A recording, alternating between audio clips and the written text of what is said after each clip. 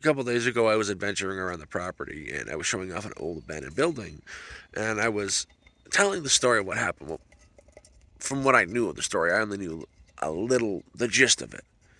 And I couldn't really tell the whole story. But, me being me, I walked around, talked to all the neighbors, talked to the organizer, and found out the complete story that I'm about to share with you. And it does involve a kidnapping. And for those of you who didn't see the short, this is the building now.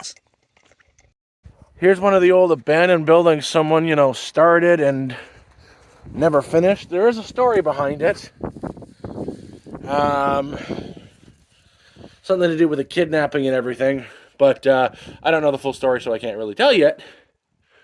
It's a shame, though. This would have been a nice spot. It hasn't been used for a couple years. That building was being built by a person similar to myself. Just he's instead of just having nothing and needing a place, he was leaving the city for the life he thought he was dreaming of. And he was here for a week working on that construction, putting up his garden, his walls, his home, just living in a tent while he built slowly until one day the police show up. And not for the reason you think, but because of a kidnapping. Not to check in, but because someone had been kidnapped or reported kidnapped. In fact, it went so far as the organizer of this place was in the backseat of the cruiser being arrested for kidnapping. The story itself is very weird and convoluted, but a breakdown of it is that gentleman who was building that shack, he came up here with everything he had. He'd rented himself a U-Haul, packed everything in, and just started to build.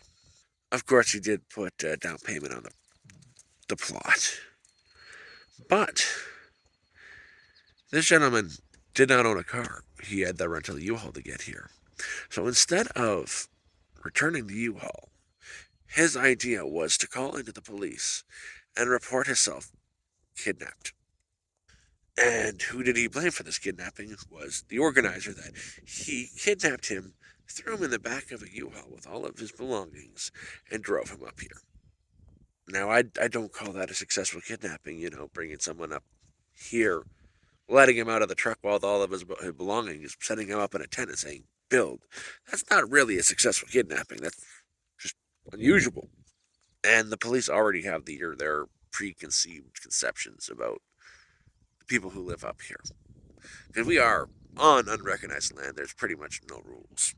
So, through a few hours of arguing, the organizer of the place was able to show that this guy here signed all the documentations months in advance before coming up here. Uh, how, why would he kidnap a person who was bought into the place, who's paid him money?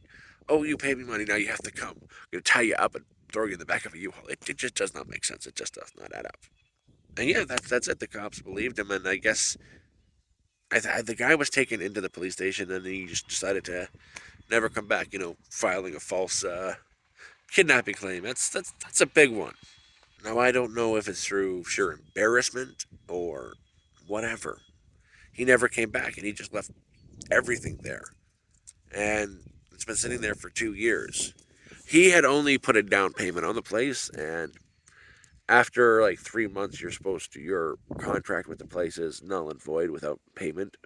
So that's been sitting there unpaid for about 2 years. All the scrap there has been just rotting.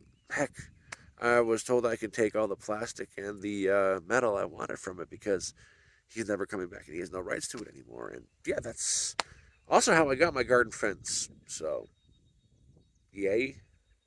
Just a really weird snail story. It was just really weird circumstances, I guess. So yeah, if you like that, if you like these little stories, I've got a few more of the weird stuff that's going on up here. I'll share them in these short story time videos. And yeah, thanks for tuning in. You guys have a great day.